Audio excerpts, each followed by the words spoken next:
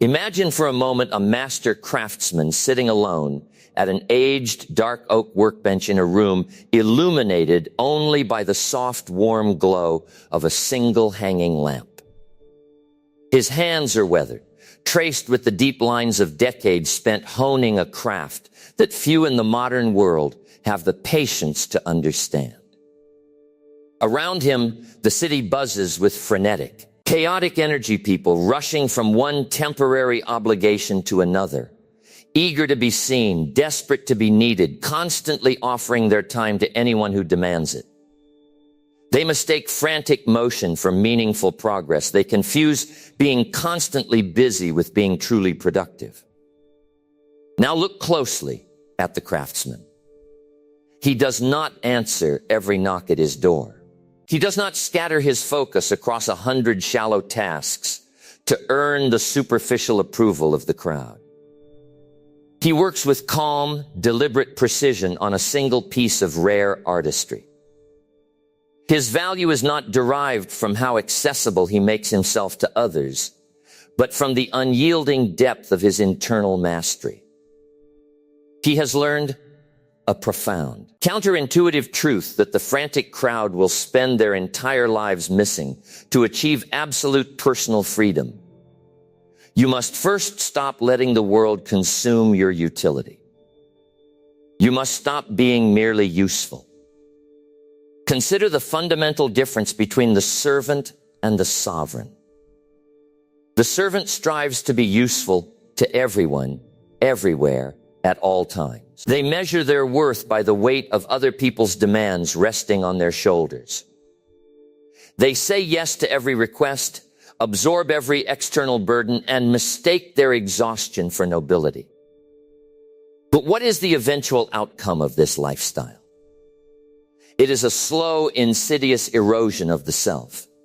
When you spend your life filling everyone else's cup, you inevitably leave your own reservoir bone dry.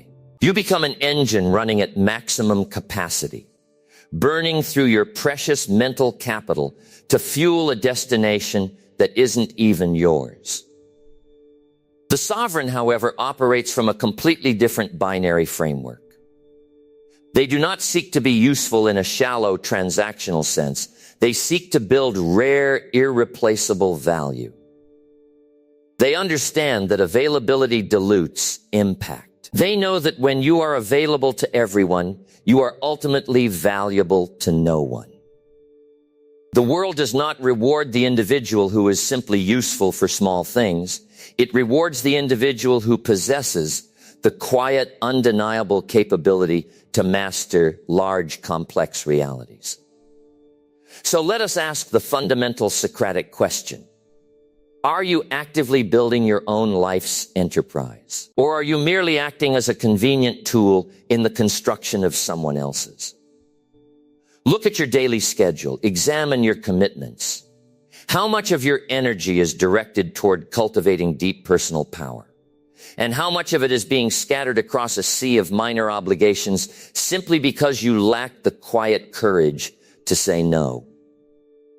Number one, the traitorous trap of universal utility. Let us dissect what happens when you make usefulness your primary identity.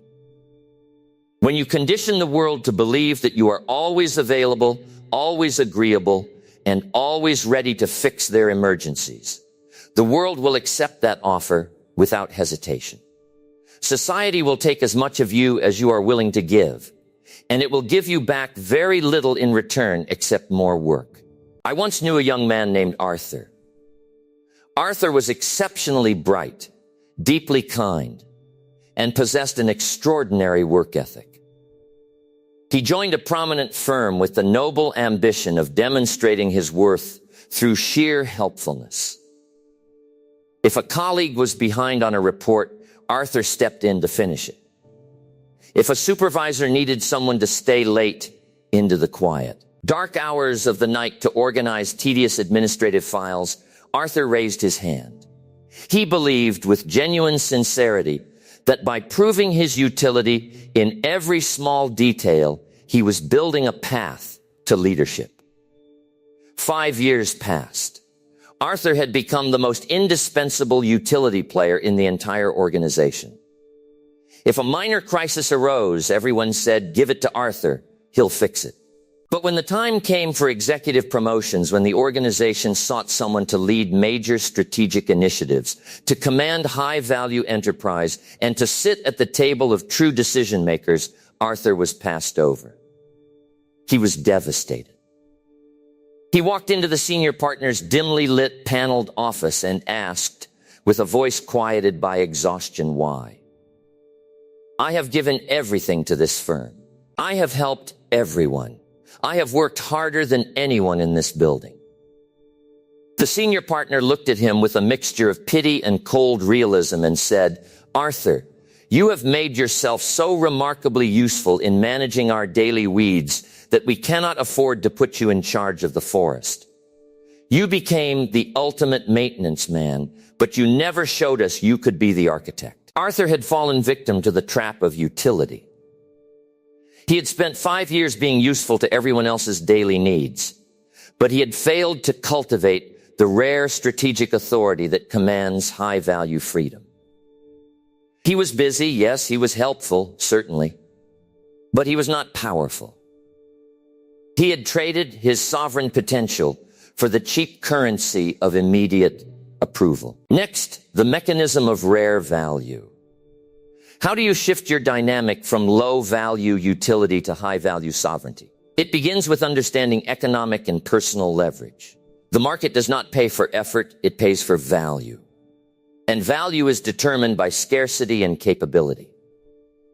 If a skill, a level of availability, or an emotional response is common, its value is low.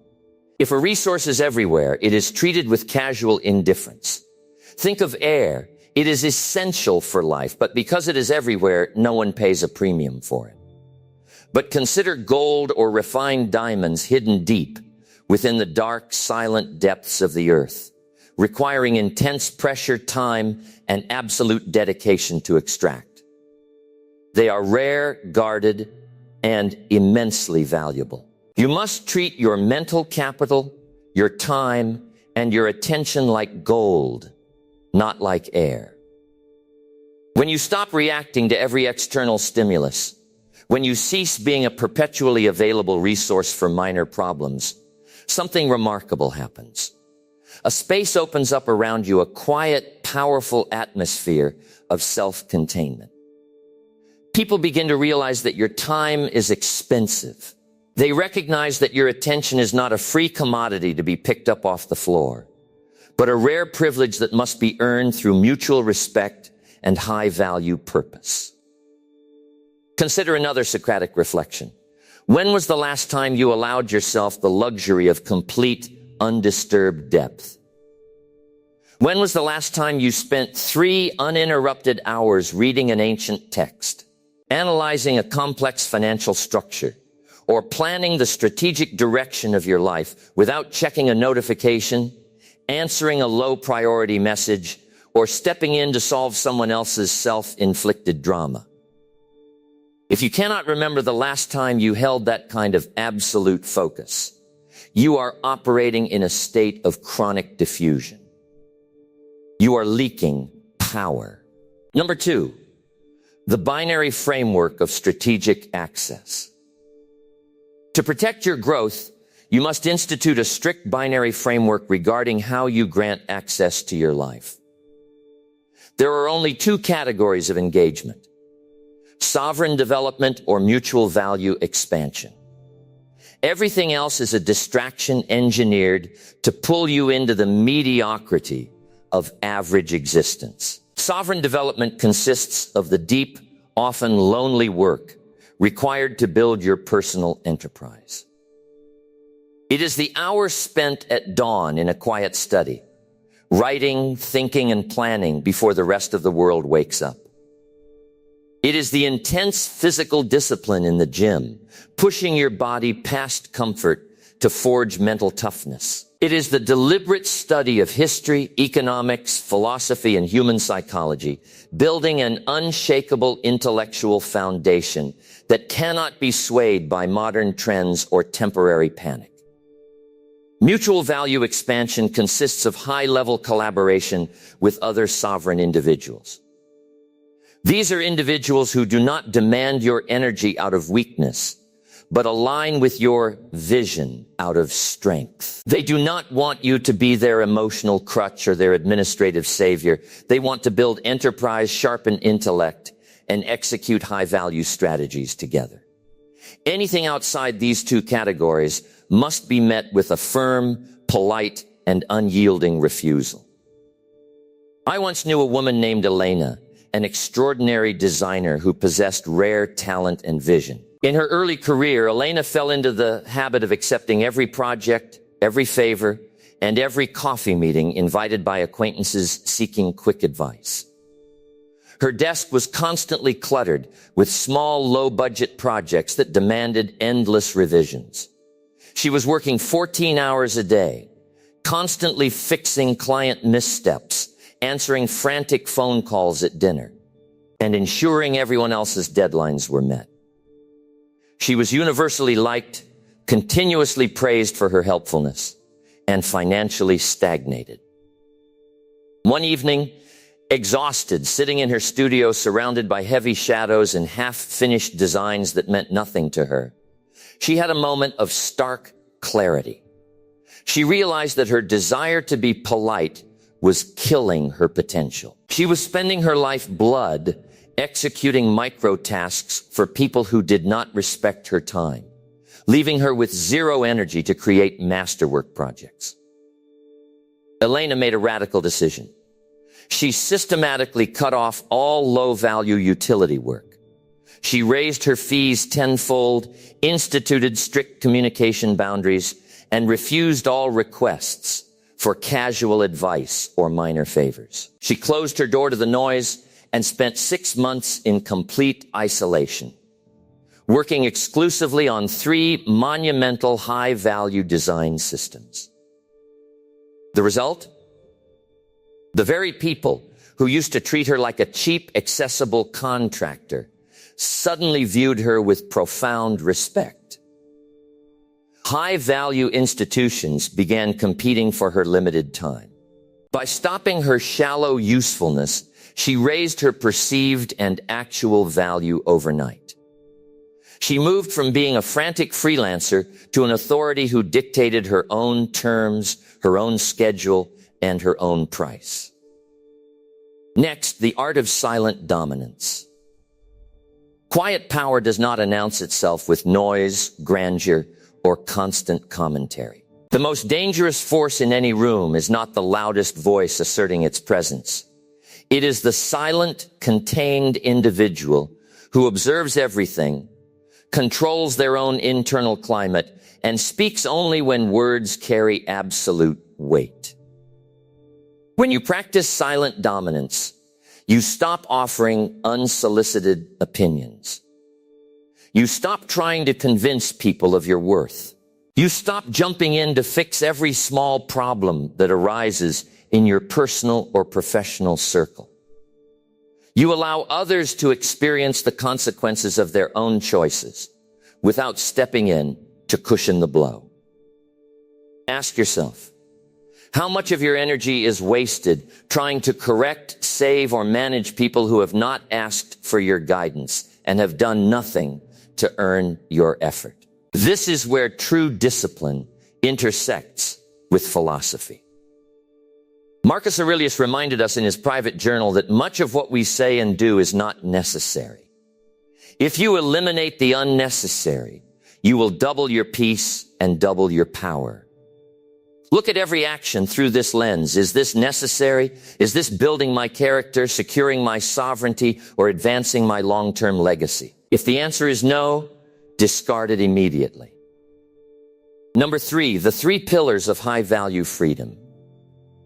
To transition permanently out of the utility trap and step into absolute freedom, you must cultivate 3 non-negotiable pillars within your daily existence. First, financial sovereignty built through rare competence. You must possess a skill or an asset that cannot be easily replicated by a machine or an average worker. This requires long, focused hours of deliberate practice in isolation. When your output is rare and exceptional, you command the market. You do not beg for opportunities. Opportunities seek your counsel. Second, emotional self-containment. You must become immune to the emotional chaos of others. When a crisis occurs in your environment, average individuals lose control, react impulsively, and look for immediate escape. The sovereign individual becomes still. They absorb the noise, analyze the variables with cool rationality, and execute precise action. They do not allow external turbulence to penetrate their internal sanctuary. Third, environmental curation. The space you inhabit, the books you read, the light you work under, and the few individuals you allow into your inner circle must reflect timeless quality.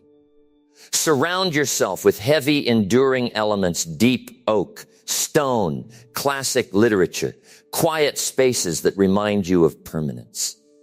Eliminate the flashy, cheap, and noisy distractions of modern consumer culture. A desaturated, quiet environment breeds a sharp, focused mind. I once knew a seasoned investor named Marcus who lived in a quiet house deep in the mountains, far away from the financial noise of Wall Street. His office was lined with floor-to-ceiling shelves of ancient history and classic philosophy, while his peers spent 12 hours a day staring at flashing green and red screens. Panicking over every market whisper, Marcus spent his mornings reading in silence, walking through the pine forests, and analyzing long-term economic cycles once a week. When the financial panics inevitably occurred and the market collapsed into chaos, his peers would call him in a frenzy, begging for his intervention and insight. Marcus remained completely calm because he had detached himself from daily noise and refused to be dragged into short-term utility. He possessed the clarity to execute massive, decisive investments while everyone else was blinded by fear. His wealth was not built by being fast, busy, or accessible. It was built by being patient, rare, and distant from the crowd. He proved that high-value decisions are made in silence, far above the frantic noise of the valley floor. Look at your life today. Are you living in the noisy valley of constant utility? Or are you operating from the quiet mountain peak of strategic sovereignty? The choice is yours, and it must be made every single day. Stop measuring your day by how many items you crossed off someone else's to-do list. Measure your day by how deeply you invested in your own character, how fiercely you guarded your mental capital, and how far you advanced toward genuine, unshakable freedom. Step away from the low-value demands. Let the noise fade. Master your craft in the dark, high-contrast quiet of your own enterprise. And let the world adapt to your terms.